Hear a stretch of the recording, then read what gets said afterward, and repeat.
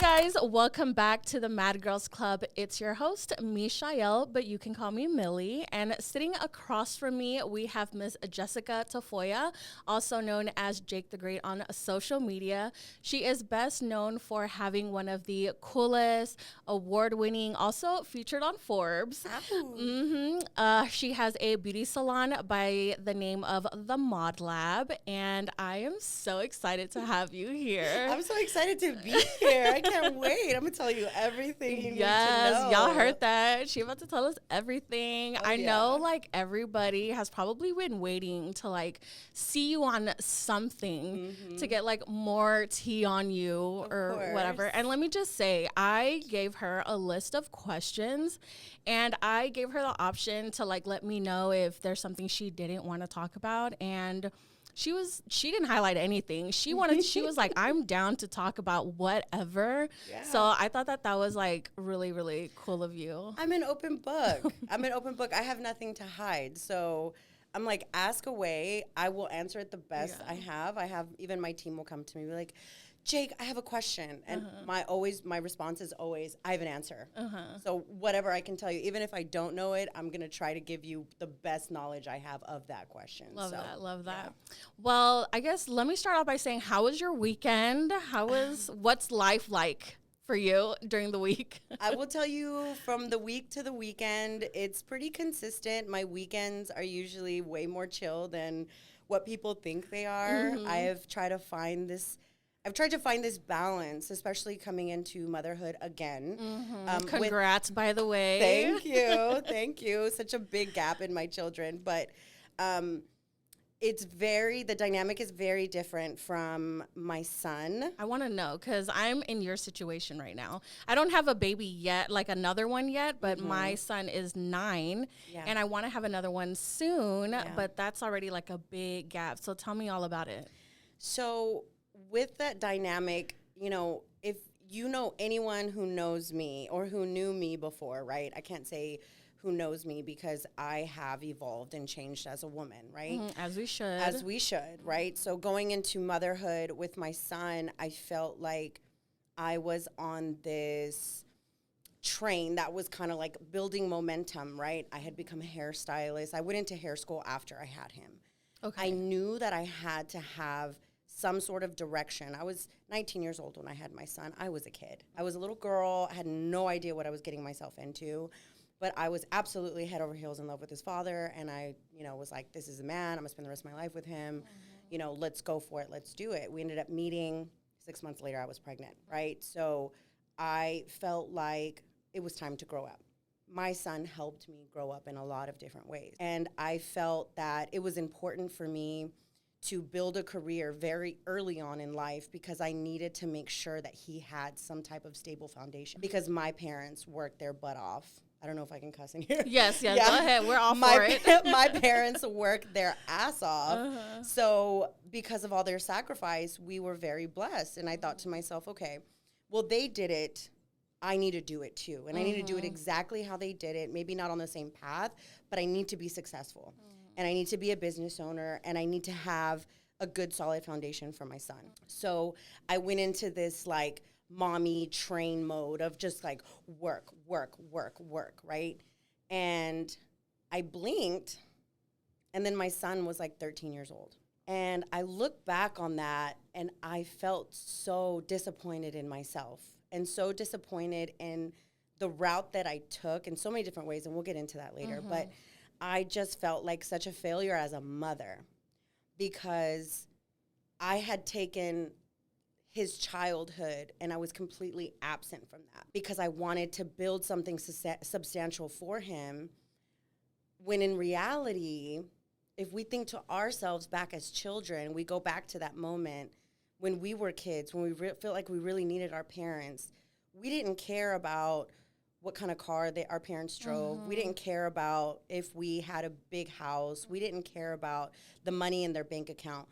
We cared about them and their time and being able to talk to them and relate to them and be a family, right? Have that whole commune, feeling at home, right? Feeling secure. Because kids need security no matter what. And it doesn't matter how inconsistent your life is outside of your home. consistency builds very strong character, and it builds a strong child. And my son had very inconsistency it had a lot of inconsistency when it came to his mother. And that was very difficult for me. So after I had him for years, I told people I'm never having never having another child.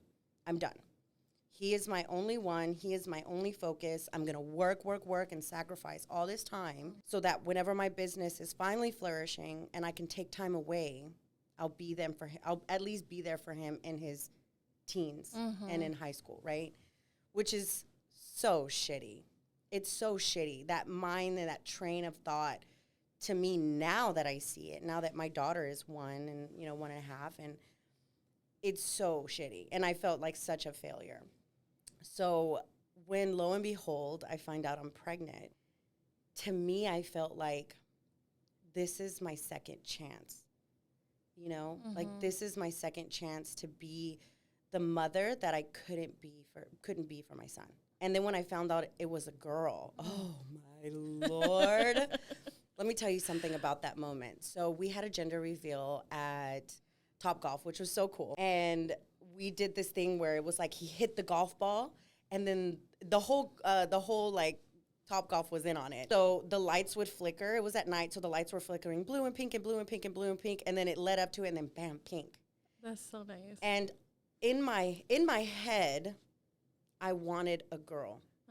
In my heart, I was terrified. I know exactly what you mean. I was so terrified. And I remember it went pink, and my family was jumping, and he was jumping. We both wanted a girl. I was like, oh, my God, it's a girl. Within 5 to 6 minutes, tops, I went into the booth, and I sat down, and I immediately became overwhelmed with anxiety. The next day, I didn't leave my bed.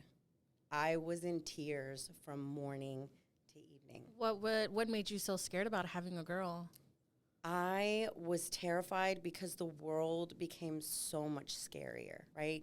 When you have a son, it's different. You're raising a man, like you can take care of yourself, and you're going to be a husband, and you're going to be a protector. Whenever you bring a daughter into this world, everything around you just seems so fragile. And that thing that's growing inside of you seems so fragile in so many different ways that I have to protect you. I have to protect you from men. I have to protect you from boys. I have to protect you from going outside and playing at the park. I have to protect you from yourself even. And I saw myself in my womb, and I freaked out.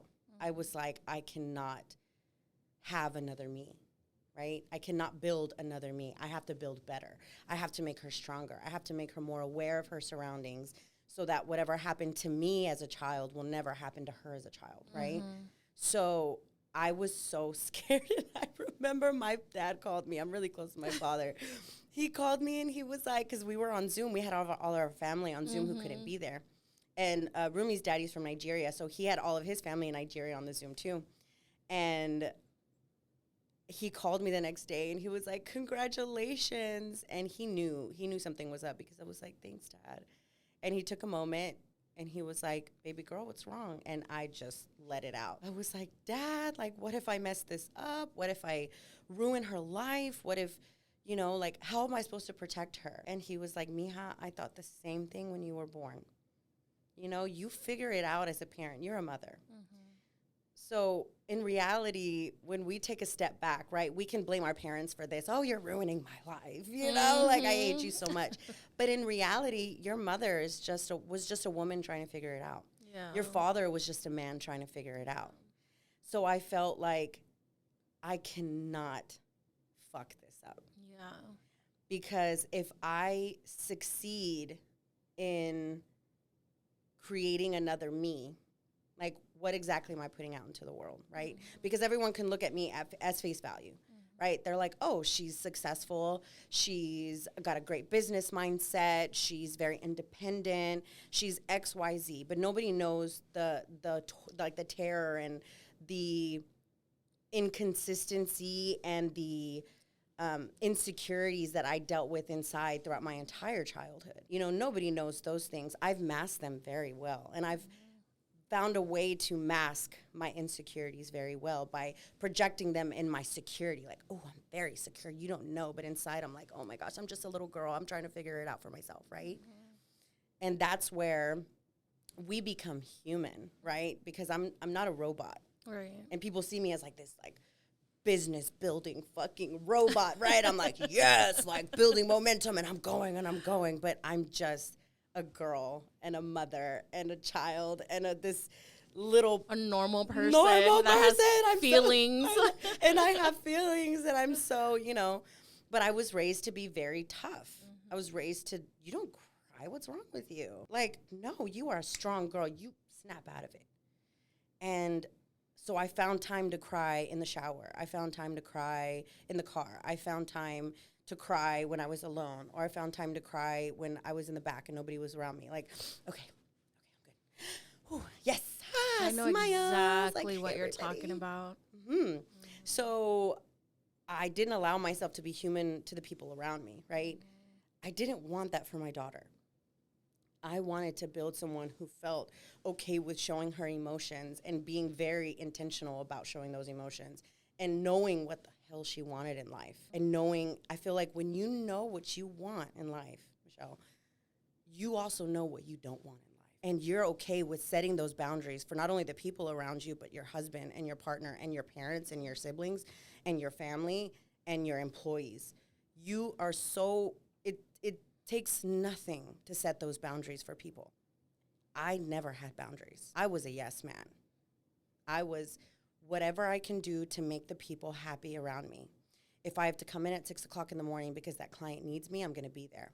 If I need to go back to work because one of my girls is having an issue with a client, I'm going back. It doesn't matter. Mm-hmm. If I need to stay from morning to evening, if I need to, someone's going through something when in their relationship and they need one of my cars, here, take my car. Whatever you need. Yes, yes, yes. You want more commission? Oh, yeah, take it.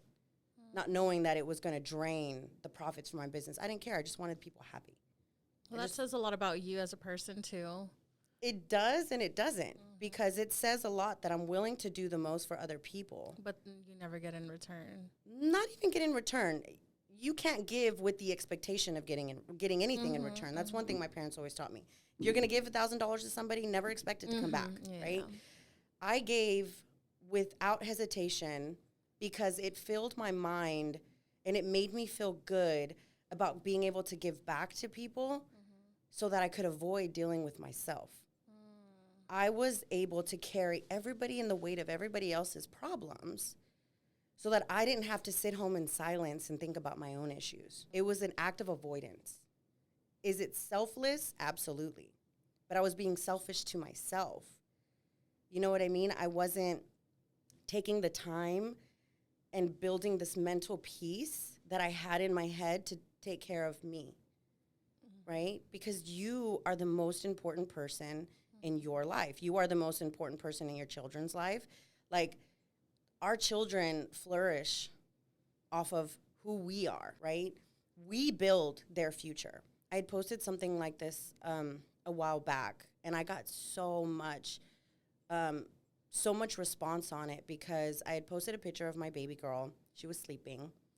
And this was very shortly after the Uvalde thing happened with the kids. And I had posted, if I do everything wrong from here till she's 15, 16 years old, you guys could be looking at this precious human being as a monster later on. She could be taking a rifle to a school and just letting it out on all these children. You could call her the devil, and you could call her all these names if I do everything wrong, right? We as parents don't understand what type of influence we have on our children's future. We are in control of what type of spouse they will be. We are in control of what type of parent they will be. We are in control of what type of employee or boss they will be. And if we don't take more action and move with more intent on raising good human beings, then what good are we giving to the world? Yeah. Right? As a woman, our womb is the fruit of the world. every man and female, doesn't matter who it is, what it is, them, they, he, she, whatever, comes from the womb of a woman. Yeah. We have so much power, and we don't know that. You know, a father can be in a child's life or it can't be in a child's life, but the mother is always the consistent being in that child's life. Yep. You know? So going back, because of course I squirrel the conversation. No. Going back to the dynamic, I felt like with my son, there was a sense of insecurity whenever I told him that I was pregnant. Oh. And he was so happy. I love I swear, if you're listening, I love you so much, son. There was this sense of toughness with him that was like, that's awesome, Mom. Like, that's great. Like, can you just make sure it's a boy, you know? Because he's like, he has two. Of course. He has two little sisters from his father and his stepmother. And he was like, can you just make sure it's a boy? But there was also this light in him that I saw kind of just got dimmed for a little bit. Mm-hmm. And he was like, damn, like, she's going to get my mom. And I didn't get my mom, you know? And that's so hard to swallow. That's such a hard pill to swallow. Because his dad, you know, is still the biggest blessing. His dad stepped up and he became mom and dad. And then when his wife came into the picture, I respect her so much because she took over that position. Mm-hmm. Because I was like, hey, I'm building here. You know, I'm trying to build something for him. So do I take care of him financially? Absolutely. But I was very absent in his life. Mm-hmm. And that is just... You know, like I said, I give his dad and his stepmom so much of the praise because they're such good people. And his dad took it as, listen, he's okay and he's taken care of, you know. So when I had my daughter, there was just this heavy weight and this heavy guilt that I carried because I'm like, man, like I'm going to be here for her, but I couldn't have been here. I couldn't have been there for my son. So the last couple years has been me trying to rebuild that relationship with him. Mm-hmm. And we have just the best relationship. He tells me, he's very open with me. He treats me more like a friend than he does his mom. Mm-hmm. Sometimes I gotta, you know, remind him like, hey, baby, don't forget I'm your mama, you know? They'll whoop your ass, you know? But we've built a really strong bond, and he's opened up to me a lot about personal things that he felt he couldn't with his father. And I feel like that's how we built our relationship. And we built it on music, too, because we're both big music lovers. So we've been able to build that relationship. But so it's never too late. It's never too late. Absolutely. It's never too late. But he needed consistency. And his father, I knew that his father was the only one who could give him that consistency. And my parents, you know, I grew up in two different households. And my parents, my mom and my stepdad, were just work bees. Like, they were worker bees. Like, work. Mm-hmm. Then, you know, the fruits of your labor come later on in life. But as long as you work. Do you feel like that's why you are the way you are? I feel like that was, yes, to an extent. Because, and I don't want, if I say it in a bad way, it says like I'm blaming him for it. Absolutely not. I saw the life that they were building, and I saw them build their business up from nothing. And I saw what they had, right? Mm-hmm. There's a big difference between purpose and desire. And, well, actually, no, there's a very thin line between purpose and desire, but both have very different results. So with my mom and my stepdad, I watched them struggle and sacrifice and work to be able to build this beautiful business and thus start living a more comfortable life, right? And then, like, my dad and my stepmom didn't have that much growing up, but their home was very rich in love, right? God was at our center. We never didn't have dinner together. My dad didn't come home. Like, they were never traveling often. Like, we did every Sunday was church. You know, my dad would come into the room and he would be, you know, clapping his hands, get up. Come on, time to get up, time to get ready for church. And I would always be like, oh, do I have to go to church? Like, can I stay home? And he's like, you don't have to go to church. You get to go to church, you know? And we had our routine and it was very consistent. But the house was full in love. It was full of love, you know? And then I come over to my mom and my stepdad, and it's very worker bees, you know. Polar opposite. You know, you sacrifice your time, you work your butt off, and you live comfortably in the end. But they were always absent. They were traveling. They were here. They were there. So I felt through my high school years, because I lived with them through my high school years, it was I was alone a lot, you know, but I saw what they had. And I'm like, okay, well, they worked their butt off, so I need to work my butt off to get there. And then shortly after high school is when I got pregnant with my son, and that was my mindset. I'm going to do what they did. Right. You know, I'm going to strive to meet this goal and meet these dreams so that my son has a strong foundation. And then, boop, you blink. And then my son's a teenager. And I'm like, whoa, hold on. He's going to be 15 this year. I got a couple more years left with my son before he spreads his wings, you know, and that was just, it was a big rupture for me. This last year and a half for me was a very big pivot in my life as a mother, as a business owner, as a woman in so many ways. It was just me realizing that the things that I thought I wanted and the things I had worked so hard for, did they really matter? Did I really make a difference in people's lives? Did I really, you know, did I make a difference in my life? You know, no, I was working like a damn robot, girl. I was just So when I find out I'm pregnant with my daughter, I didn't understand it then, but I understand it now. I was given my daughter at not only a second chance to be a mother, but a second chance to be me, to be the me that I was always meant to be, not the successful on Forbes business owner, you know, like mentor and coach and like amazing hairstyles and blah, blah, blah, because I am amazing, thank you. But I was given a second chance by the wonderful man above to be exactly who I am meant to be. I was moving and shifting on a life of desire, and now I'm finally at 34 years of age, it took me 34 years, to realize that I'm now moving with purpose. And I am so fulfilled in every way that everything is different. Everything is different. Oh my gosh, I had to lose so many people. I had to lose myself. I had to lose everything I thought I was supposed to be. I had to strip down. I got rid of all the designer stuff, and I got rid of this, and I got rid of that, and stripped away everything I thought I was supposed to be. And I felt I was completely raw. And then I started to rebuild. And I started to rebuild, gaining momentum, purposely driven. I was being driven off purpose, right? So you go through this pivot in your life, and then I found my purpose, and I'm like, oh, this is what that feels like. Because I was a complete zombie. I was dormant for the past 30 years. I wasn't alive. I wasn't living. I wasn't fulfilled. I wasn't complete. I wasn't even me. I was living off of what society was expected of me. I was living off of what my parents expected of me.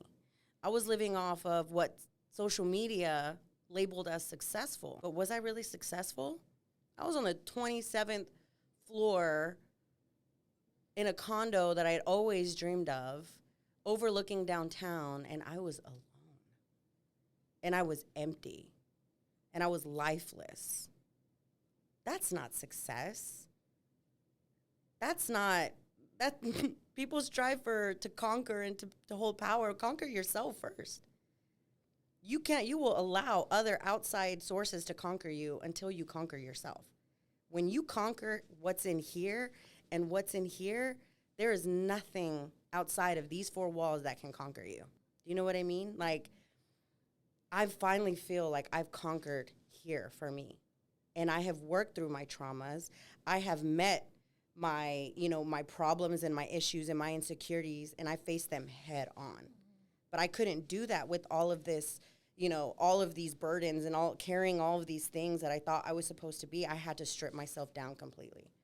And I had to become completely raw in order to face them head on. And that was scary.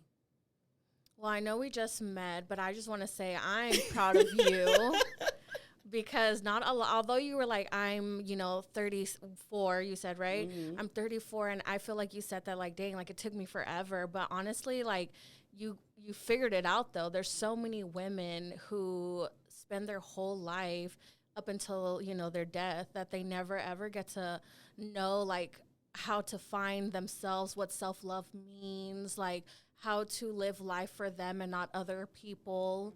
You know, so although I just met you, I'm already so proud of like how far you've come. Thank you. Yeah, so like Jake before, we're going to kick her out the table. Who is this Jake now? This Jake is this, I'm like, how do I even explain myself now? Let's just say I am 1,000% alive. 1,000% accepting of my surroundings. I have conquered, even though I'm still working on it, right? We're still healing, we're still growing. And you go through phases in life, right? You're not the same person. I'm not the same person I was a year ago. I'm not the same person I was 10 years ago, right? But I feel like I am this, I'm like, what's a good word for it? Alive. Like Alive. You're living your true self. I'm living my true self. And what's funny is that the moment I realized and the moment I started moving on that path of purpose, things started falling into my lap that never would have fallen before. Like, even my living situation, like everything, it's all kind of just falling. Oh, wow. Oh, okay. Right? So I'll give you an example. I am not with my daughter's father, right? I don't put a lot of that part of my business on social media. But hey, we're here. Screw it. Let's talk about it, right? So he's an amazing man, amazing father in every aspect, right? Relationship didn't work out. That's okay. But in 2020, October of 2020, I signed a contract with Grand Homes to build a 2-story, 5-bedroom, 1 media room, 4-bathroom, 3-car garage home. I thought to myself, okay, my son's going to have a room. We're going to have kids. His family's going to come to visit, all these things, right? I'm building this imaginary, like, life in my head with this person, right? I'm building a life for us. When in reality, what was sad was that I was actually building a life for myself. I was building a life for us by myself, if that makes sense, right? So he was like, yeah, I'm in, but he was never really in, right? He was just kind of on the sidelines, just letting me do my thing and watching me do it. So signed the contract on this home, and then lo and behold, I get pregnant. I'm like, oh, there we go. Duh. See, I knew it was going to happen, right? I'm going to get pregnant, and we're going to have this baby, and everything's going to be great. We had already been together for a couple years, so I was like, okay, cool. This is, what it's supposed to be. I already imagined the home. We're going to be in our house. God's going to be in our center. We're going to, have dinner together, and we're going to come home, and everything's going to be perfect. And I'm going to be the perfect wife. He's going to be the perfect husband, and it's all going to work itself out, right? There's me being faithful.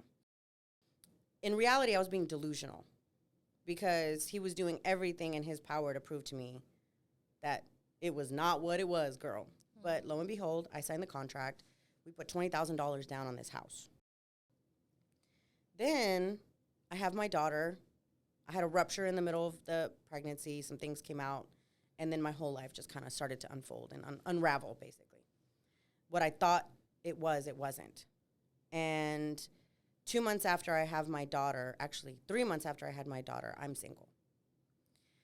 And I was like, hold on a second. Wait, this isn't the life. Hold on. Let me do the math. Get on my calculator. Wait a second. This isn't adding up. Something doesn't make sense here. This is not what wait, what? I'm very confused.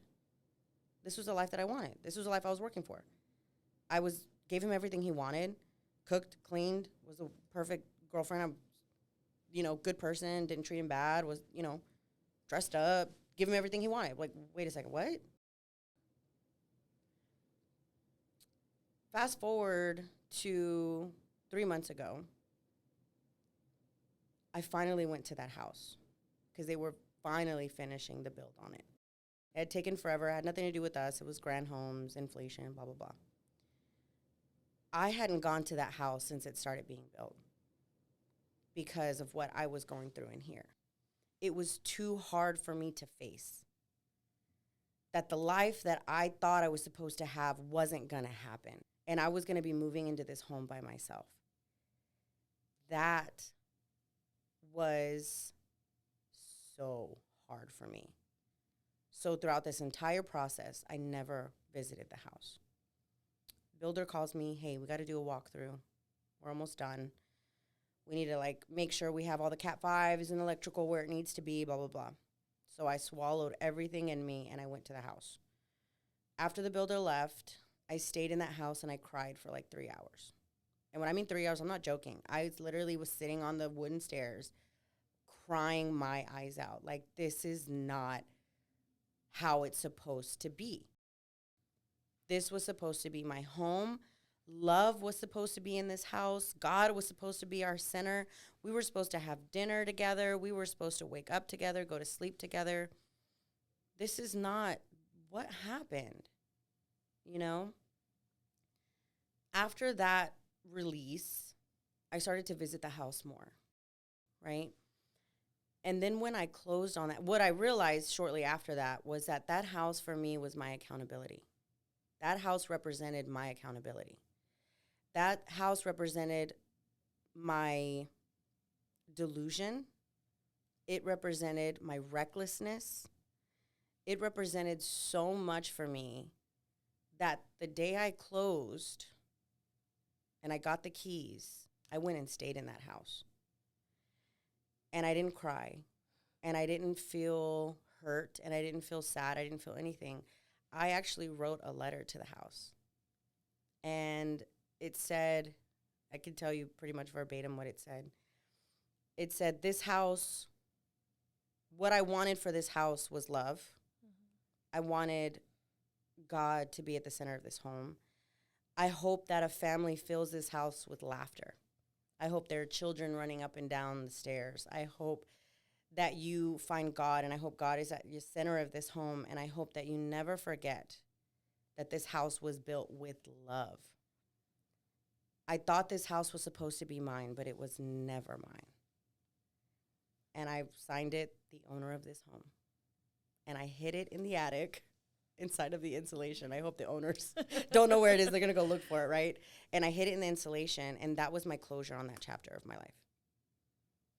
And I decided to put it up on the market, and I decided to sell it. Because that house was never me. That house wasn't even the type of style of house I wanted. It literally represented nothing of me. It was a beautiful home, don't get me wrong. It's a gorgeous house, and I did good, right? But that house was never supposed to be mine. That house never belonged to me, and God knew that. So that house ended up being an amazing investment because I signed and I bought it for market value in 2020, and I'm selling it for $1.1 million. Everything happens for a reason. Baby. Mm-hmm. Yes, it does. You know that saying, let go and let God, right? Mm-hmm. How about let go and let God work? The surfer and the wave are not opposing forces. They are two within the same team. If you let the wave in the ocean do 99% of the work, you will go in the direction you are supposed to go. But we are but grains of sand trying to control the ocean. Girl, let me say that again. We are a grain of sand trying to control the ocean. What? A whole big old ocean, girl. We're trying to control it? What? Mm-hmm. We have to let things be. Mm-hmm. We have to accept things for what they are. We have to let people that want to walk out, walk out. Mm-hmm. We can't stand in front of the door and say, no, don't go. This is not what's supposed to happen. This is not what was supposed to be, right? Mm-hmm. The only thing that you have control over is how you react to certain situations and today. You have no control over what happened yesterday. Right now, you have no control over what happened yesterday, and you have no control over what happens tomorrow.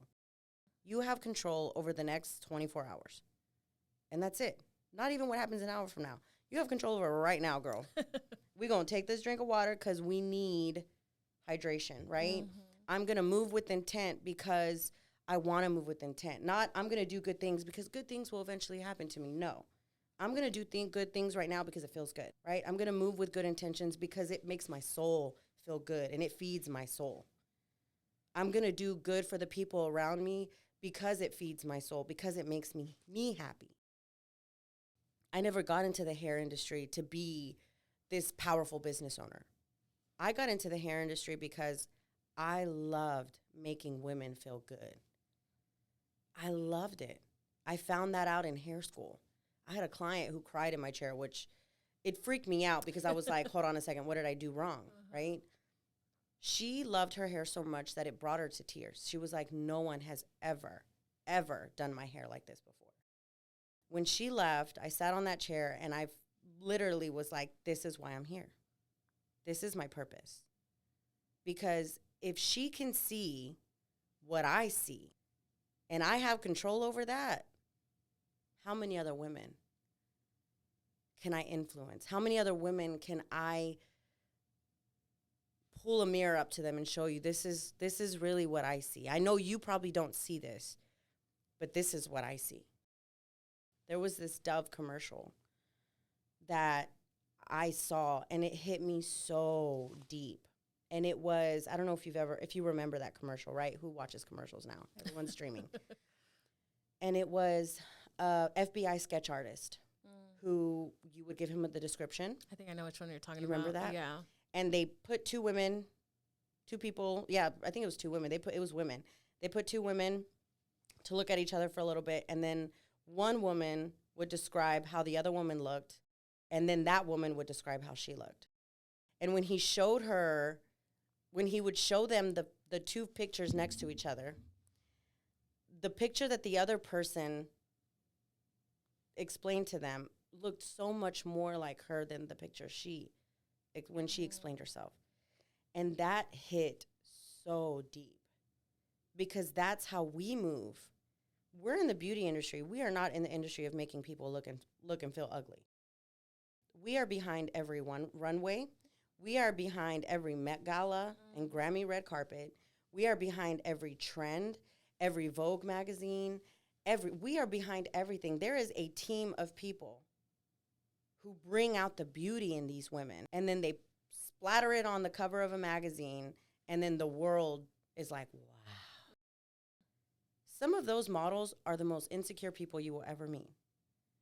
And it's like you can look at someone on social media and be like, oh, my Lord, you are the most beautiful thing I've ever seen.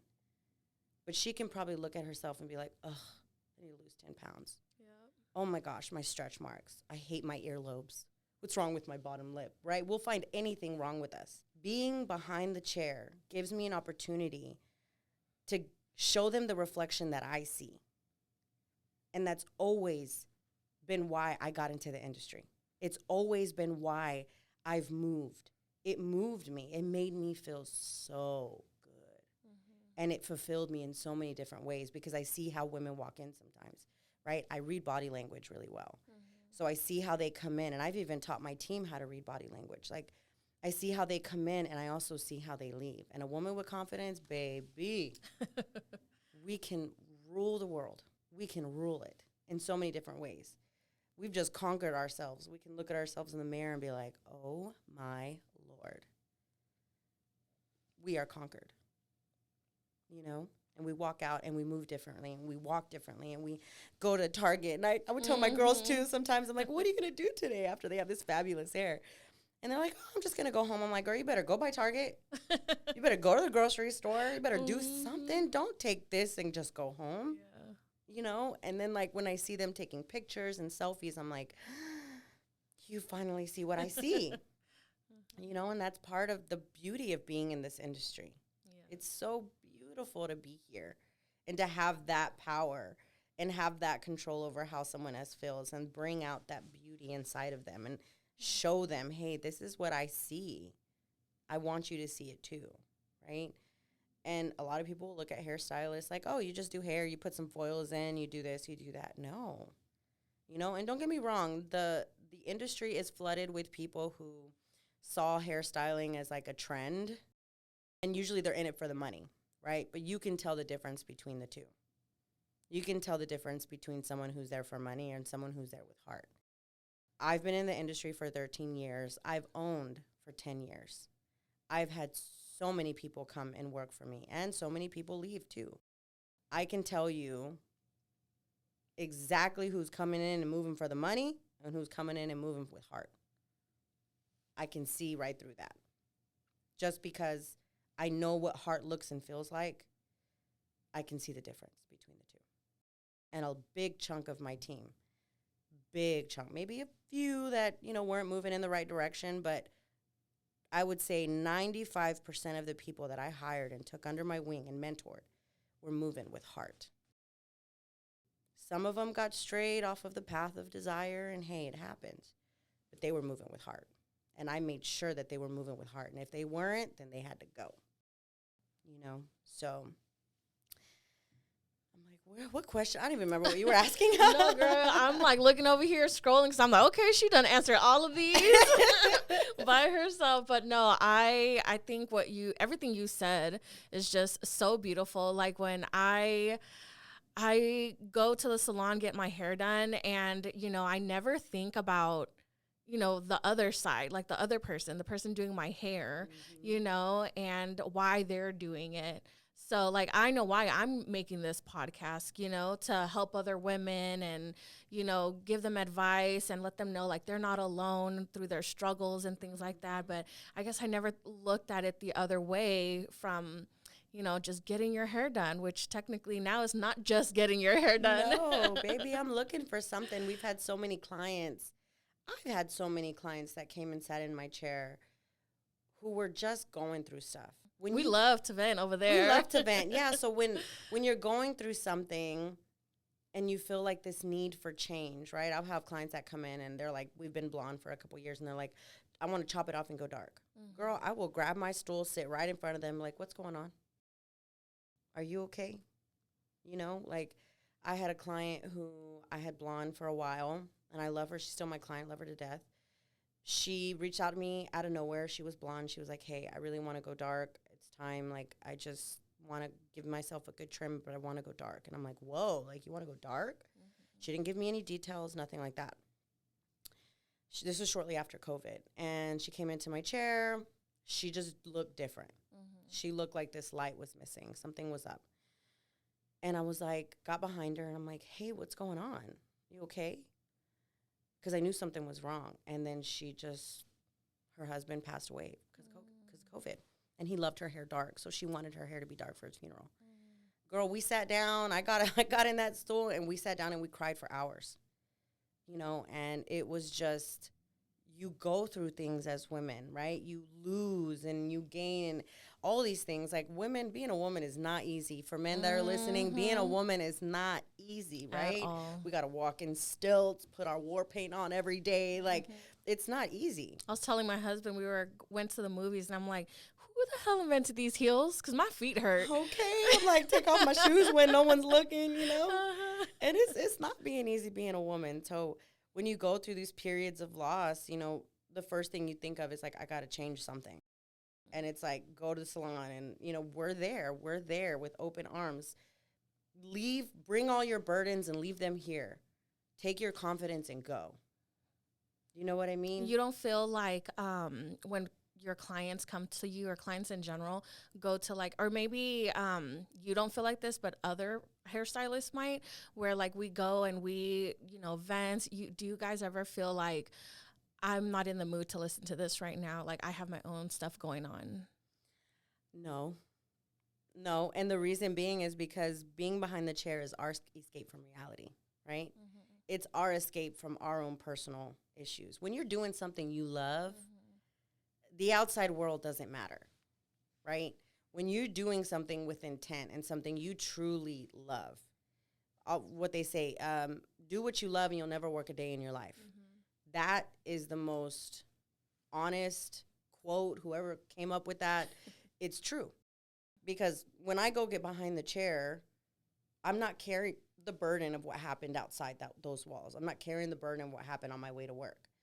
I'm here for you. Mm-hmm. And being in the service industry is a lot of selflessness. We serve other people because it makes us feel good. Mm-hmm. So when that person leaves and I get in my car, then reality hits and I'm like, oh, then I'll have my little good cry or whatever it is. You know what I mean? But it's never been like, don't tell me your information. Don't tell me how you feel. No, when you sit in your chair with your hairstylist, you trust them with your life, right? If you trust them with your confidence and you trust them with that power, because, girl, one wrong cut and there's, you're going to feel horrible about yourself. So when you trust somebody and you trust to, vent and tell them what's going on in your life, for me, it's never been like a weight that carries on with me whenever they leave. It's like I have to carry all of these burdens, or you know what I mean? Like therapists, they just hear problems all day, right?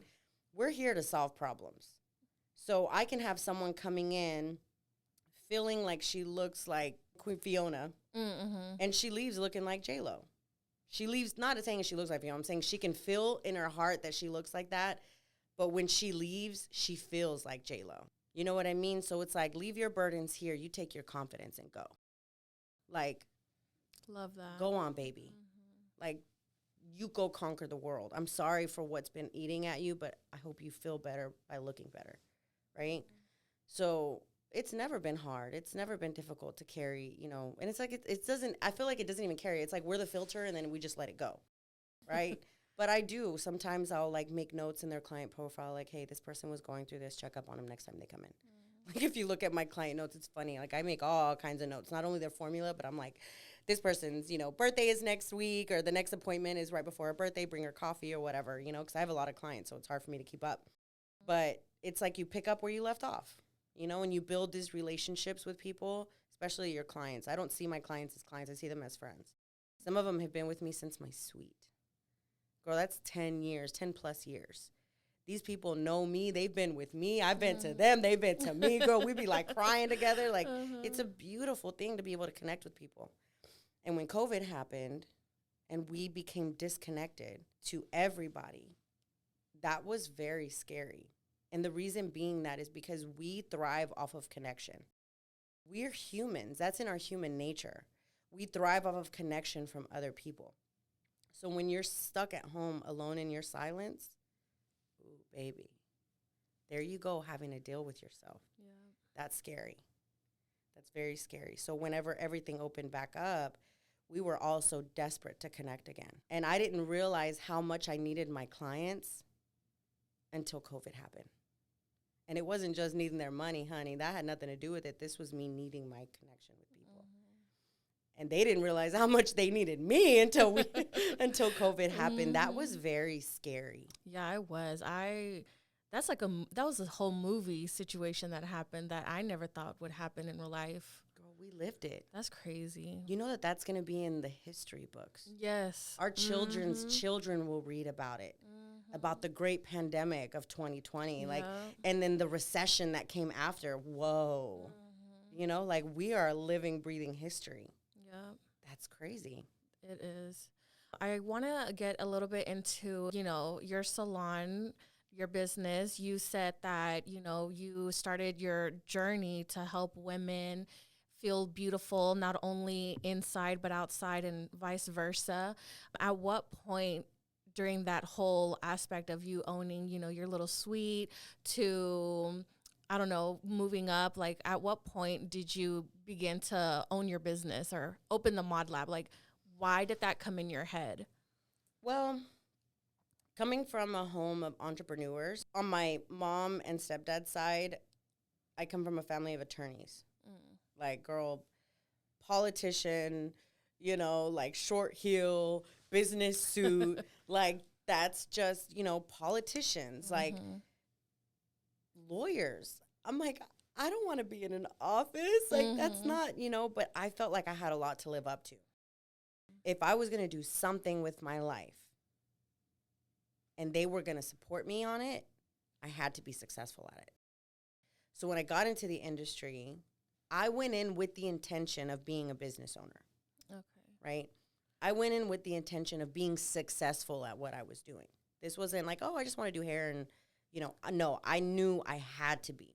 So when you were a child and then, having to decide what career path you wanted to take, you knew you wanted to do hair? No. Oh, no. Okay. No, I had no idea. Okay. I knew I wanted to be somewhere in the beauty industry because I went to school for fashion design merchandising, Art Institute of Dallas.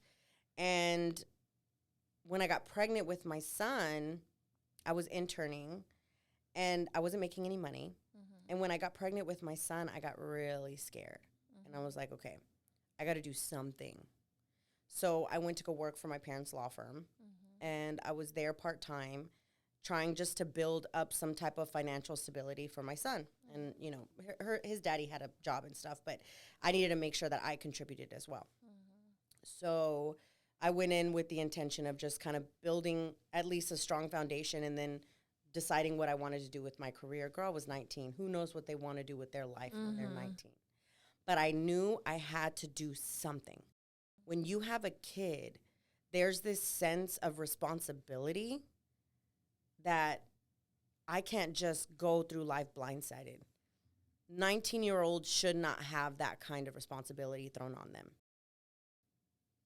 You should be figuring your life out through your 20s, and then your 30s is when everything kind of gets locked in, right? That makes the most sense. But when you become a mother, when you're in your teens, there comes, like I said, this sense of responsibility. I have to figure this out. So I'm working at the law firm. I hate it. It's a personal injury law firm. So you see a lot of death. You see a lot of injuries. You see a lot of, it was depressing. And I give my family so much props for being tough throughout that, because my stepdad and my sister are the litigation attorneys in that law firm. So they're the ones who deal with the death cases. And they saw death all day. Like, to see that on a daily basis, it mentally messes with you. I would see pictures of autopsy reports and pictures of car accidents where people were just mutilated, all for one mistake on a highway that caused these people to lose their life, that caused these families to lose their loved ones. That's hard. I can't handle that. Girl, I can't even see a kid. It used to hurt me to take my son to get his shots. I would literally tell his dad, you stay in here, I'm walking out. That's how much it hurt me to see other people hurt. So I was in there and I was so depressed. My supervisor, his name was Cecil, and he was a family friend. He had been with us, you know, he was with my stepdad in law school. They were really close. We were families. And he ended up passing away suddenly while I was working there from a brain aneurysm. And it was hard for me to go back to work after that. It was hard because he would always tell me, he called me Shitbird. It was really funny. He was like, oh, hey, Royal Shitbird. Why are you here? Like, I know you hate it. Why are you here? Like, do something with your life. Go do something. Go live. Go spread your wings. Like, I know you don't want to be here. I know why you're here, but I also know that you don't want to be here. So when he passed away, those conversations kept resonating with me. And I'm like, I got to do something. I'm not pursuing, you know, there's no real money in the fashion industry. Is there money? Yes, there's money in the fashion industry.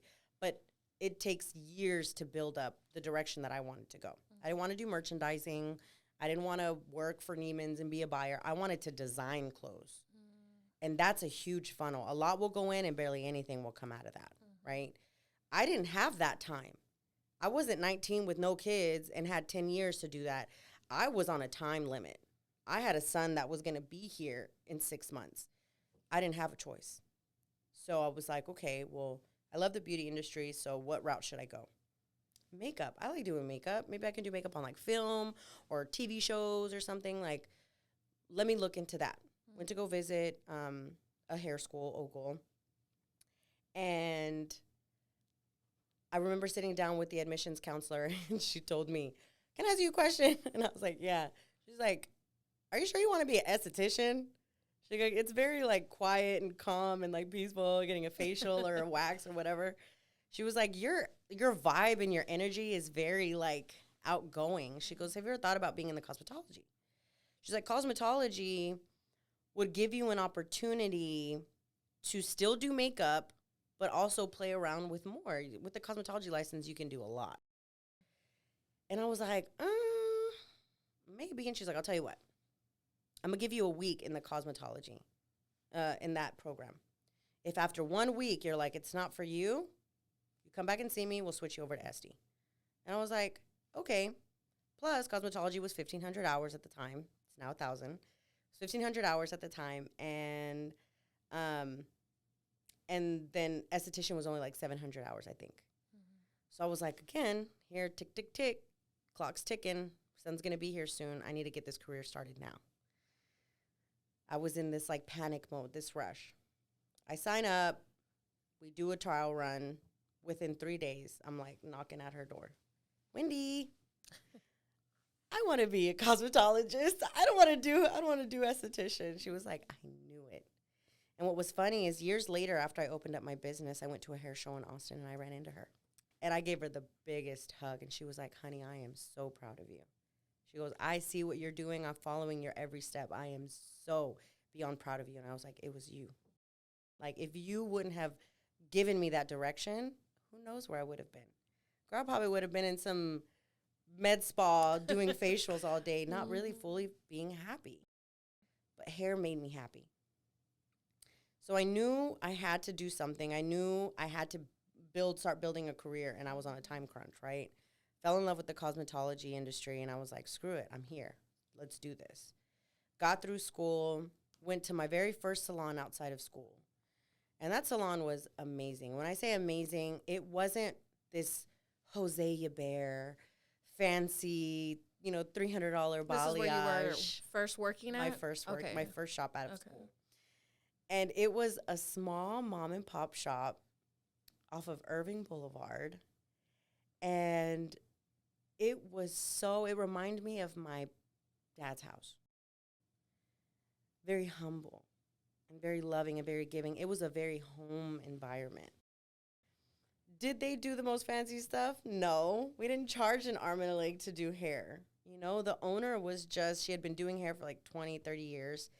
And she just loved her people. Mm-hmm. She loved her people. There would be clients that came in that weren't even get their hair done. They would just come and kick it with us on a Friday or Saturday, And she had a lot of like elderly clients that when they would pass away, the family would come to her and be like, listen, you did her hair for all these years. Will you please do her hair for one last time? And she did. She did. It was beautiful, the connection and the relationships that she had with the people around her.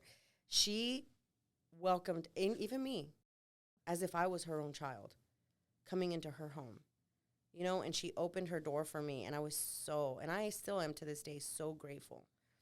What she showed me in the only year that I was with her, was if you can create a family dynamic within your business, it's very welcoming to the people who visit, right? They see that, they can feel it. I wanted to recreate that when I opened up the Mod Labb.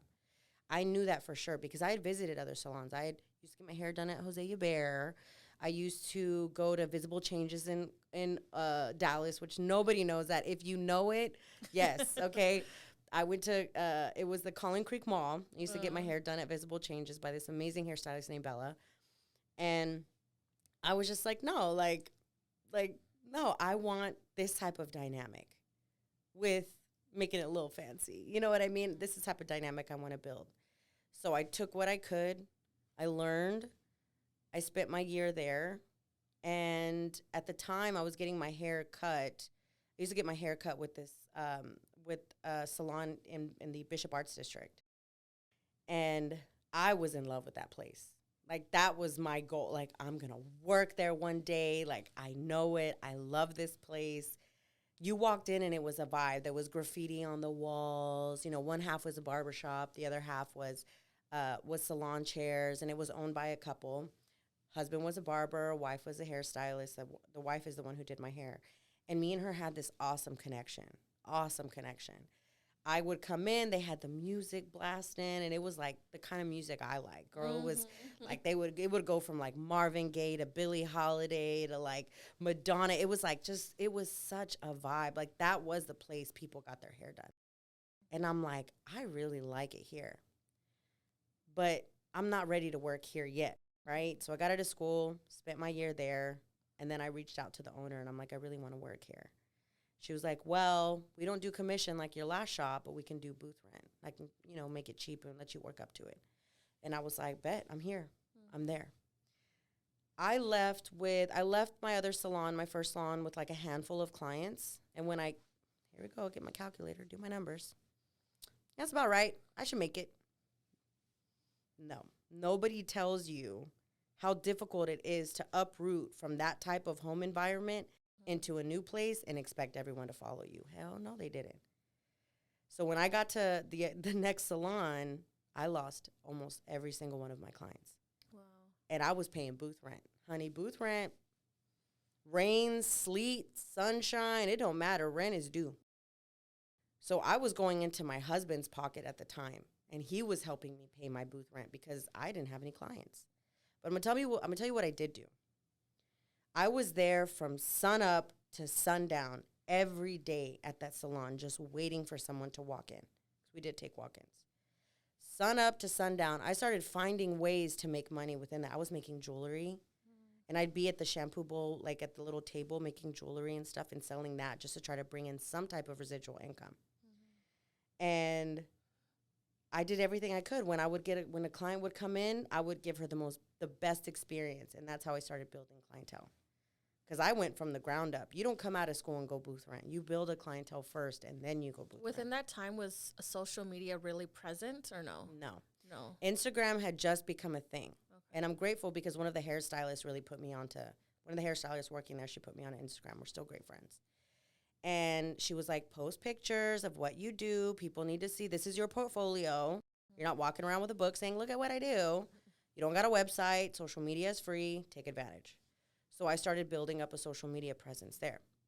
Then when clients would come in, I would freaking do the best consultation, the best service, everything I could to show them, hey, this is where you should be. And I slowly started building up clientele from there. I was there for 2 years. And after those 2 years, I felt like I had kind of hit a wall. And I had reached the ceiling, and I was like, okay, I feel like there's still more for me to do, but I don't know which way to go. I was still really scared. We had hired an assistant for the salon, and one of the girls was like, hey, I'm about to open up my own shop, so I don't need your help. The owner wasn't around much. So I was like, come in with me. You be my assistant. And I was working a lot, and she was there. She had that hustle mentality like I had that hustle mentality. And she had a really good aura and really good energy. And when I finally decided to leave, I had a talk with her first, and I said, hey, these are my plans. This is what I'm doing. You are so free to come with me if you want, but you're also free to stay here. I will totally understand. And girl, she cut me off mid-sentence. She's like, I'm going with you. And I was like, okay, baby, let's do this. Let's go.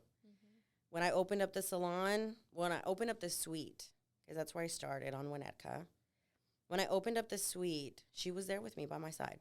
And she was with me for 9.5 years.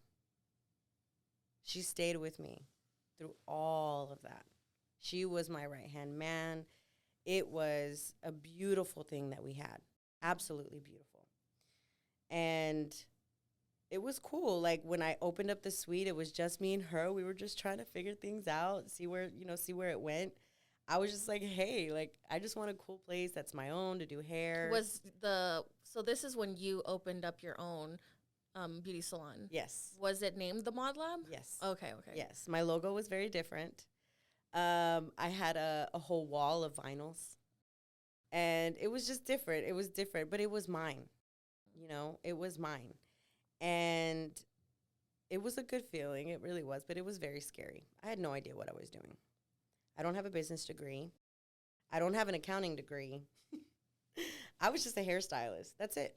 I had no idea how to run a business. How did you figure it out? Like, know what to do? Trial and error. Trial and error. I would do something, it didn't work out, went this route. Do this, didn't work out, went that route. And I opened the salon. I opened the suite. And then we started to get kind of busy. So it was a suite at first? This was a suite at first. Okay. We were in that suite for 1 year. We had hired 2 people. When I opened up that salon, I had maybe like $4,000 to open it. Painted everything myself. The chairs were hand-me-downs from a friend who had a barbershop that was a salon / barbershop he was converting into just a barbershop, so he was getting rid of his salon equipment. So those were donated. The couch that I had in there came from Goodwill. Like, girl, I did the best with what I could. Mm-hmm. I didn't have much opening. Like, for anyone listening that's, wants to open up a business or anything like that, like, you don't have to come in with $50,000, $60,000 worth of capital. Mm-hmm. You can build something beautiful, right? Just start from the beginning, see what you got, plan it out the right way, go that route. I had $4,000 to open up this salon. I didn't have much, but we made it work, right? I knew that the money would come once we start taking in clientele and start building. But just like any other business, you leave one salon, you go into a suite, you lose clientele. So I did still lose some clients, but for the most part, a lot of my clientele came with me. It was a little different this time around. We were there for 1 year before we didn't fit anymore. And I was like, okay, it's time to start looking for a storefront. That's when I finally decided, okay, now I need an investor. There's no way I'm going to be able to open up a salon by myself, not a storefront. At that point, I needed to ask for help. A closed mouth don't get fed. Don't be too prideful to ask for help. The only people I could see asking for help was my parents. So I sat down with my mom and my stepdad. I said, okay, I've been doing this for a year. We don't fit anymore. I really want to open up another business, and I want to open up a storefront. So looked at the numbers. They treated this like it was a business transaction. They didn't treat it like I was their daughter. And that's why I really appreciate my parents, and I really appreciate my family, because they've never treated it like, oh, I'm going to give you this just because you're our kid. No. We're going to invest in you. And when I mean invest, means I want my money back. This ain't, oh, just because we got money, we out here giving it to anybody. No, we worked our asses off. It wasn't handed to us, so we ain't going to hand it to you. And I think one of your questions, too, was that, that was kind of brushing up on that answer was people on the outside will look at my parents and look at my mother and see what, they have and assume that us as kids were kind of spoon-fed on a silver platter. Absolutely not. If anything, we were pushed to work harder than they did because of their trial and error. So we were forced to figure it out just enough until we couldn't anymore, and that's when we ask, right? So am I absolutely 1,000% over the hill grateful for my parents and their sacrifice? Absolutely. Because if they wouldn't have sacrificed all that time away from us, I wouldn't have been able to come to them and be like, hey, this is my business plan. These are my projections. This is what I'm looking at for the future. Are you willing to invest in me? An investor would have looked at that and been like, yeah, I'll give you this much with this much interest. Nope. He was like, okay, I'm going to give you this much. I do want a little bit of interest back, but we'll figure it out. Okay, cool. We put everything down in writing. Like I said, it was always held as a business transaction. And thus came the Mod Labb off of Davis Street, our very first storefront. I want to add a little bit on, your parents being able to invest in you. I think the reason why I wanted to ask you that question is because I feel like a lot of people are like, she's lucky, or, I don't have parents like that, so I don't have that opportunity. I think like a lot of people believe that, like, how do I say, like, just because my parents are well off does not mean that I am well off, because that money is their money, not my money. Oh, yeah. Yes, I have maybe a little bit more opportunities, but at the end of the day, I think it also depends on, like, the parent themselves, like, the way you raise your child. Absolutely. Because, like, there's wealthy parents that just give, and then these kids turn into these spoiled brats, entitled, don't understand the value of a dollar, versus a parent like your parents, where they're like, yes, I have money, but you're going to understand like how I got this, and you're going to value this money because I worked hard for it. I am allowing you to have this, but just for the moment. Like, they didn't just give it to you and just like let you go on about your day. And if your business was successful or not, then, you know, that's just on them. Yep. You know, so I think a lot of people just are so negative and just like, you know, just think the worst. Like, oh, well, she just had it. You know, she just had the money because her parents. When in reality, it's like, no, like I had to pay them back. 1, 2, like I'm not a spoiled brat. My parents were good parents to allow me to understand like that they worked hard for this. And I understand how much $1 is, because there's kids out there that don't have that dollar. Nope. You know, so thanks for clarifying that too. I wanted to bring that in too, because I don't know who's listening, but there might be that one person's listening, rolling their eyes, and I'm let me cut it there. Let me talk about this a little bit more. Well, I'll tell you what. One thing that I've learned is I have just as much opportunity as the person that's on the corner asking for money. And I know that doesn't really make sense, but let me explain. This person, people outside don't realize you can also become successful not on the backs of your parents, right? Just because your parents did it, or if, you know, just because your parents did it, oh, you're going to do it too. Right. No, I've seen very wealthy parents, like you said, make very unsuccessful children, right? It happens. But if you don't have parents, you sure as hell have the government. You have Uncle Sam. You have SBA. You have so many resources out there. And then if anyone's listening to this and you're a Latina woman or a Latina man, or if you're a person of color, you have even more opportunity than some people have. But you have to get out there and do your research. Just because I have parents who sacrificed their life to, you know, build a strong foundation for us, doesn't mean that because your parents didn't sacrifice, you know, that you don't have the same opportunity that I have. There are investors out there. There are people, which goes back to me saying a closed mouth does not get fed. If you are too prideful to ask for help, you will stay exactly where you're at. But it's the people who are willing to do the work, to be dedicated to it, and willing to do the research to find out what's out there, honey, you will have so much opportunity. Take advantage of the SBA, the Small Business Administration. There are so many grants and loans, investors who are willing to put money into great ideas. My parents are also, not only are they, you know, attorneys, but they are also investors.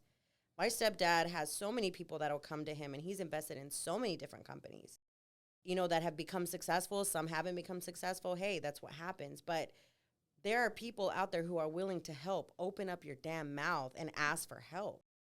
You're going to stay exactly where you're at until you ask for help. Don't be afraid. Don't be afraid. If you're in a suite and you really want a storefront, you really want this, but you're too prideful to ask for it, you will stay in that suite. You know what I mean? It took a lot of courage for me to ask my parents. And then when they gave me the opportunity, I felt like I had so much to carry. I had a lot to live up to. I have a sister who graduated at the top of her class in law school. My brother who's an attorney. My other brother who's this Michelin chef. Like, I had to live up to a lot. People don't think that I had the pressure. Oh, I'm a hairstylist? Wow, that's so cool. Like, no. People look at that and be like, wow, you have 2 attorneys, a Michelin chef, and a hairstylist. I had a lot to live up to. So I had to work even harder to get there, to make sure I could prove to the people around me that I was successful, which in reality, now that I see it, right, because I'm woke, whatever, right? So now that I see it, they just wanted me to be happy. They didn't need me to have all this. They didn't need me to have multiple businesses and, you know, all these things. They just wanted me to be happy. And as a parent, that's all you want for your child. I don't need my son to be an NFL player. I don't need my daughter to be whatever it is. I just want her to be happy. And if she moves and whatever she does, she loves, she will be successful. If my son moves and does what he loves, he'll be successful. And as long as he's happy, I'm happy. He doesn't need to have, you know, multiple houses and this and all this money in his bank account to be happy. You don't need that to be happy. That's moving with desire, and desire is very short-lived. If there's this BMW that you have your eye on and you love that BMW so much, you're like, God, I would do anything to have that BMW. And then you get that BMW. and then in 2 years, another BMW comes out, and you're like, oh my God, I have to have that. Then what happens? You don't even appreciate what you have and what you worked for. You want the next big thing. It's an empty cup. Yeah. And you're always like thirsty for more and thirsty for more. Will you ever be satisfied? Will you ever be content and happy with what you have? No, I had to lose it all. I had it all. Oh, baby, I had it all. But I had to lose it to finally really, really appreciate in what it wasn't for me, what I thought it was supposed to be, right? So going back to the whole investment, it was like, hey, we're going to give you this much to open up your business, which now that I think about it, it really wasn't that much, but I made it work, right? And I go and I open up this business, right? And I moved to, like, even as I always hired. The one thing that not a lot of people know, but I think I put that on my last post, was a lot of people don't know this, but I never hired established stylists. I wanted my girls right out of school because they were moldable, because I wanted them to know things. I wanted them to learn. And when you come right out of school, oh my gosh, you are a sponge. You're going to take all of my information. You're going to absorb it. And I basically wanted to multiply myself, right? Were you not scared that they would mess up because they were so new? No. Not because I hired them to get them on the floor. I hired them as apprentices. Oh, okay. So basically, whenever they came out of school, I invested in them first, and then I got my return investment after.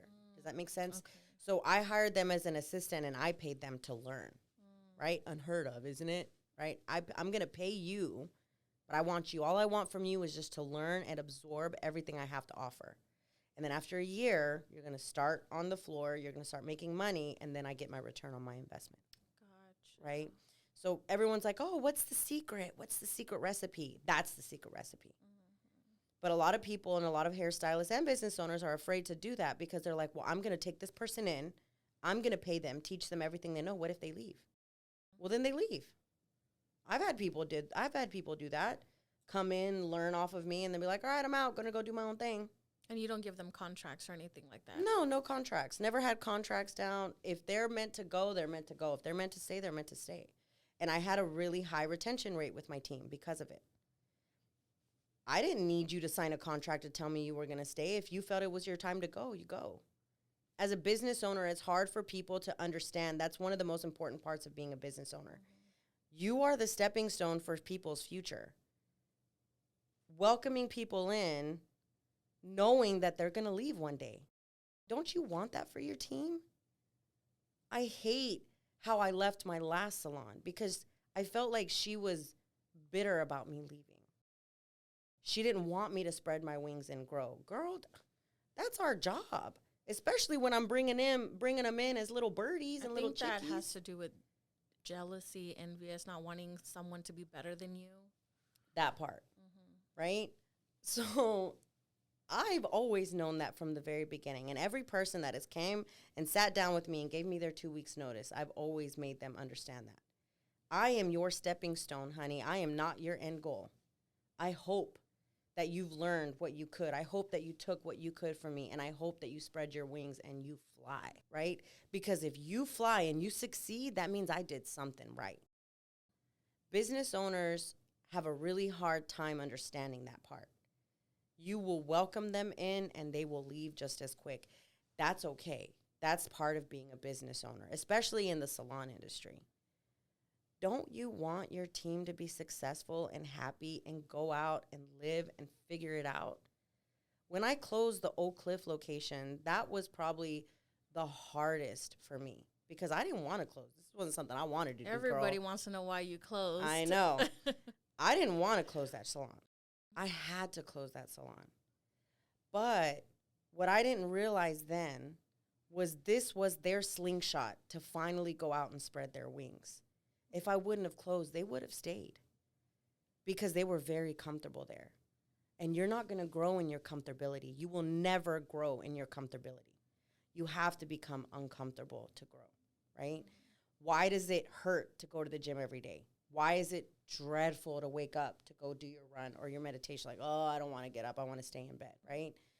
Because you're growing and you're pushing forward and you're breaking those barriers, right?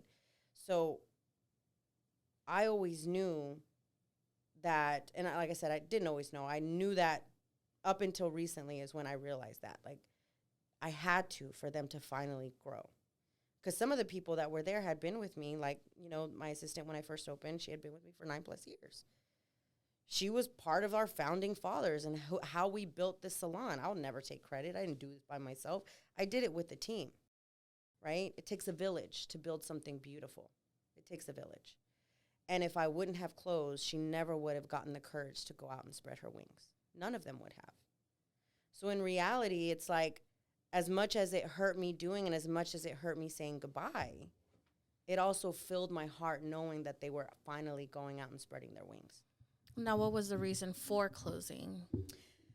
I'm like, here we go again, right? The reason for closing was, 1, I'm a hairstylist. 2, I didn't have an accounting degree or a business degree. I had no idea what I was doing, right? A lot of trial and error. We went through a pivot right before I ended up going on maternity leave, okay? We were commission-based, and in commission, client comes in, sits down, stylist does work, they check out, the stylist gets a percentage of that commission. The rest of it goes to the salon provides all of the product that the stylist needs. So you didn't offer the booth rental, or you did? I didn't offer booth rental. Oh, okay. Whenever I opened up Arlington, when I decided to open up that 3rd location, I opened it up with the intention of having booth rent there. It's a huge building. Not Oak Cliff, that's 1,200 square feet. This is a 7,000 square foot warehouse. It was going to fit 30 chairs, 30 plus chairs. As much money as I was spending on product, I knew that we had to do booth rent in Arlington. We would eventually get there. But until then, everybody was on commission still. It worked for us. Everybody was succeeding. The salon was making money. I was making money finally after years. I was finally able to pay myself. You know, as a business owner, you'll understand you put a lot into your business. You usually don't get much back out of it until it starts to build momentum. So I started offering booth rent to my people in Arlington. And when we opened up Arlington, I made it very clear we will not have booth rent in Oak Cliff, only in Arlington. If you want to do booth rent, you'll have to transfer over to Arlington. If you want to do booth rent, you'll have to transfer to Arlington. So I started offering booth rent, and when I went to the Oak Cliff salon, I had one of the girls approach me, and she was like, "Can I talk to you for a minute?" I was like, "What's up?" This was maybe a couple months before I went on maternity leave, and she was like, "Would you be willing to offer booth rent here?" And I was like, She was like, "Well, I've been kind of thinking about maybe going out and doing my own thing, but if you'd be willing to offer it here, I'll definitely stay." And I was like, "Okay, can I think about it?" Right? When you're a business owner and you see this income coming in, right, off of commission, when you do booth rent, you're like, can we survive? Can we do this, right? I'm going to tell you where I went wrong. I grabbed out my calculator like I always do, right? And I'm like, okay, if I do this, and this is what I charge for booth rent, okay, I really don't want to lose this person. She's been with me for years. We've built up a really close relationship, but she's threatening to leave if I don't. Deek. Yeah, it could work. Is this that yes woman again? This is that yes woman. I'm going to tell you what I did wrong. If I would have taken better care of the financing and had an accountant, I would have sat down with the accountant and she said, based off of the rise of inflation of what you're spending on product and your rise in rent and all that stuff, if you go booth rent, you are going to close. If I had someone tell me that, oh, baby, I would have been like, I'm sorry, we can't. But if you want to do booth rent, by all means, go to Arlington. And if she would have said, it's my time to go, I would have been like, I completely understand. I love you so much. I wish you the best. But what she did was start a trickle effect for everybody behind her. Then this person said they want to do booth rent. Then this person. And then eventually, I had half of the salon in Oak Cliff that wanted to do booth rent. I'm not going to lose half of my people. What does that say for me as an owner? I have to give them what they want. I'm a couple months from having a child. I found out some really bad news about my baby daddy at the time. So I was carrying the weight of that trauma.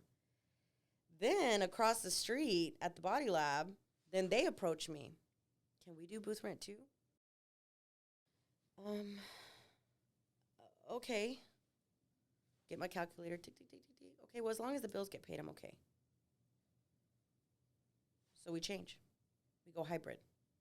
Half the salons doing booth rent. Body Lab's completely booth rent. I go on maternity leave. I come back, and our salon starts going into the negative. We start losing money. I'm like, wait a second. Why am I spending the same amount of money? And we're making a fraction of the cost. What is going on here? I freaked out when we went to the negative. And of course, call parents. Please, I need your accountants. I need someone to look at the finances and see what's going on. I might have to close. My parents were like, no, you're not closing. Like, okay, what do we got to do? Got an accountant in. She sat there and she dissected, reconciliated everything. Took apart everything and looked at the business. And she was like, honey, I'm sorry. Oak Cliff, if you do not close that, you will tank the other two. And I was like, excuse me? Like, you did not tell me I failed. The one person who sits here and praises, oh, no, don't fail. Like, you have faith in your failures. See success in your failures. Smile through your failures. Actually was failing? Shit. I was fighting her. No. What do I have to do to keep it open? What do I have to do? Go back to commission? How do you tell somebody, here's all your money. I know you see all this money coming in, but I need that back. That's the only way we're going to survive. I found this a week after Christmas. Keep in mind, I'm a month postpartum. 2 months postpartum, right? Going through the relationship, like, being the human side of me is like, wait a second, what's going on, right? So my business is doing this. I'm like, my relationship is doing this, like motherhood, all of things, right? And I'm like, no, like, what do I no, there has to be another way. I'm not going to take that from them. Like, they work their ass off. They deserve booth rent. No, I'm not going to take that from them. She was like, I'm sorry. So I ended up having the talk with them in January. And what's funny is because whenever we closed, I ended up getting a screenshot of someone's post of someone that had left. And she was like putting it out there, like, I kicked them out. They had nowhere to go. And I was like, wait a second, what? Like, hold on. So January, I have this talk with my team. And I'm like, listen, we have to close Oak Cliff. I am so beyond sorry. But I shouldn't have given you guys booth rent. It tanked us. And we're not surviving. We have to close. And it was just like the worst conversation you could ever have. Like, you are the captain of this ship. You are supposed to lead your team into victory. And you failed? What's wrong with you? Not only was I beating myself up, but the shit that I heard within those 6 months that we were open of things that were being said was like the whiplash. Like, how dare you fail us? How dare you? It was like a whiplash. And it hurt every single whip. I was like, oh my God, like, I am a bad person. I'm the worst person. How could I do this to them? How could I get pregnant? How could I have a baby? What's wrong with me? I got distracted by a man. I got distracted by my own personal life. Like, how could I be human? I'm supposed to be this robot. What the fuck? Oh my God. It was just like whiplash after whiplash. The shit that I would hear. Oh, she's got a downtown apartment, but we can't get napkins. She forgot about us. She neglected us. She loves Arlington more than us. It was like, girl, I felt like I was like slowly just, the rope was getting tighter and tighter and tighter, and I could not understand what happened. So you know what I offered him in that meeting? If you guys really want to stay together, we have to go back to commission. Her crickets. No. What is the big difference between the two? The difference between the two is every client that comes in, you take that 100%. Everything that they bring in, that's your money, right? You check them out on your own phone. your own POS system, but you have to provide all of your product. The salon provides the salon, the chair, the, towels, capes, stuff like that. So basically, I'm giving you a rental space. You're renting out your chair, and you basically take all the money. Commission, you just come in with yourself and your round brushes and clips and scissors. I provide everything else, but you pay the salon, right? A percentage of whatever your client brings in. So they just wanted 100%. They wanted 100%. Gotcha. Which, hey, who doesn't, right? Who doesn't? Like, what happened, what I realized was COVID changed a lot, right? But it also changed the economic landscape of the beauty industry. People panicked because businesses got closed down. People lost jobs. So everybody is taking a look at every single cent, and they're in survival mode, right? So I've noticed that a lot of salons that were commission either started transitioning to booth rent or started losing people because everybody was in panic mode. And everybody still to this day is in panic mode, right? I'm counting all of my money. Will you take this much? Well, not understanding that I'm not only providing the environment, I'm providing the space you work in, the electricity, the overhead, everything, right? The back bar, all that stuff. Like, I'm still providing everything. You just have to come to work. But it does cost you. So what I did in 2018 was created what's called a salon curve, commission curve. Basically, the people who really worked their ass off could take 60% of what they made, which is unheard of. Even other salon owners and business owners, when I told them what I gave to them, what they had an opportunity to make, they told me that's business suicide, Jake. You don't give your stylist 60%. What's wrong with you? In my head, I'm like, well, one, I don't need to make money off of them. As long as the bills are paid and I can pay myself, we're all winning, right? Never saw it that way. Always saw it as like, you do the work, you deserve, if you work really hard, you deserve to get your 60%. Now I realize that was financial suicide, right? And I didn't believe it because I'm a good person. I don't want anyone to believe it. Like, I'm taking care of my team. Screw y'all. So then when everything flipped, and like I said, we went booth rent, we just tanked. We tanked. We were making, we were bringing in 20 grand a week to bringing in $5,000 a week. Ouch. Right? One salon was carrying this one. Arlington was carrying the weight of all of them. Like, this one was carrying that one. I was like sitting here in a whirlwind of just downward spiral, financial spiral. There was a moment that I only had this conversation with one other person, but hey, we're being real, screw it. I got an eviction notice at my downtown apartment. And then I got an eviction notice at the salon. I had 2 opportunities to pay, and it still gives me, like, I'm getting kind of anxiety thinking about it because I'm like, I had that on my plate of, do I put my daughter out of her home or do I put my team out of their home? They were my family. I couldn't let them fail. And if I closed those doors, I was putting everybody out, right? What do you do? Why would anybody have to carry that burden of thinking, I'm going to put me and my daughter out on the street, but they're going to be okay, right?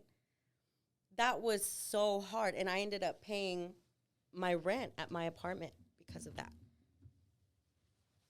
That was a really hard decision.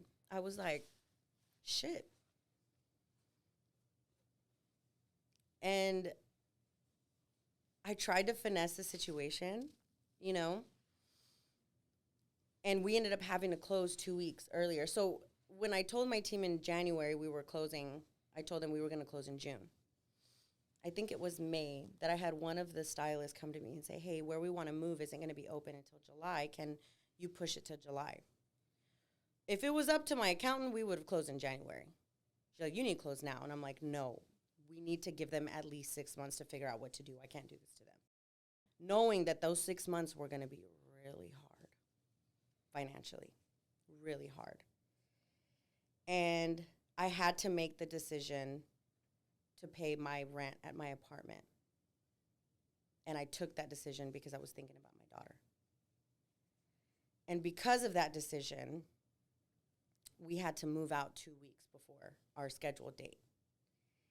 And that uprooted every relationship that I had with the girls that were there. It was like, you fucking monster.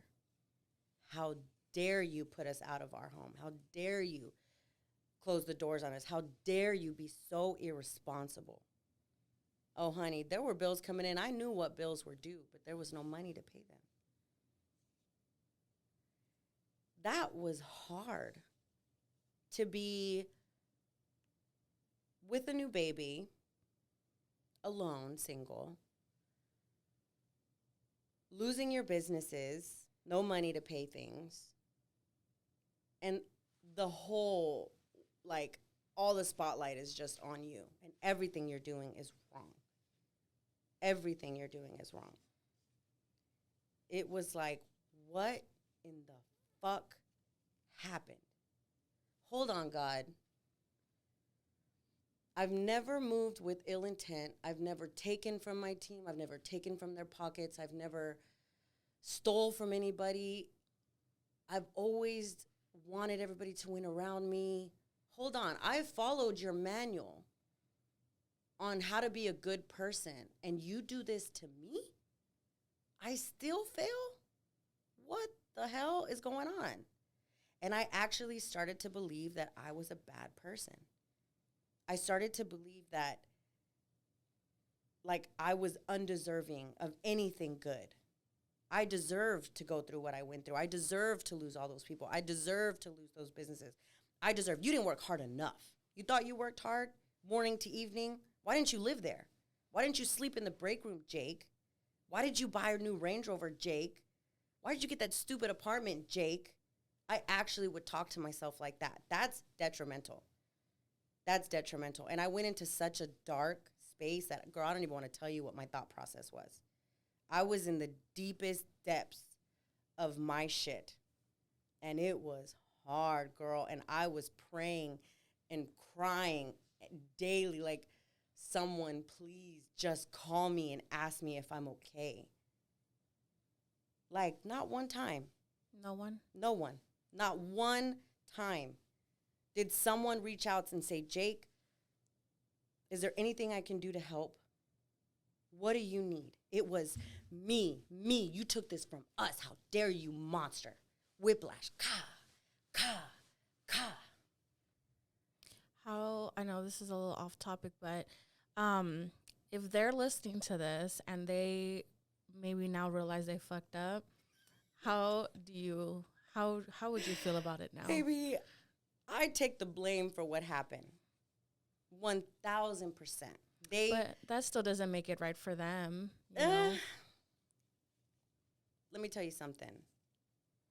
The people who, you know who you are if you're listening to this, it moves people off of hurt. This isn't hate, because they know who I am, and I know who they are. Some of these people I had, like they were my babies. They're still my babies. It's all love. Ain't no hate here. But it's the pain. It's the neglect that they felt, right? It's the, what's the word? I let my team down because I was irresponsible financially, because I started to move with desire. So when I say I take the blame, I say I take the blame, and I take the blame for their hurt. I take the blame for their pain, right? Did it hurt me? Yes, but I was the captain. They instilled their trust into me. Their livelihood was on my plate. And I'm sorry for that. I should have done better as far as being transparent of what was really going on, but I thought I could figure it out by myself, right? Did the whiplashes hurt? Yes, but the whiplashes had to happen, because that every whiplash was my reality. Like, you can't figure this out on your own. You can't do it by yourself. You know what I mean? Like, you are human. It's okay not to be a robot. It's okay not to move like a robot and be able to like, yes, man, have boundaries. Like when I tell you I went through a rupture, it made me realize a lot of things that I was doing wrong. And one of those things was being the yes man. Hey guys, Millie here. Unfortunately, I am here with some bad news. The camera shut down on us towards the end of the video, and I do not have the rest here on YouTube to show you. But if you would like to continue listening to it, we do have the full audio available on any podcast streaming service. I will link every link that you need at the bottom section of this video. Please go listen to the rest because it gets even better.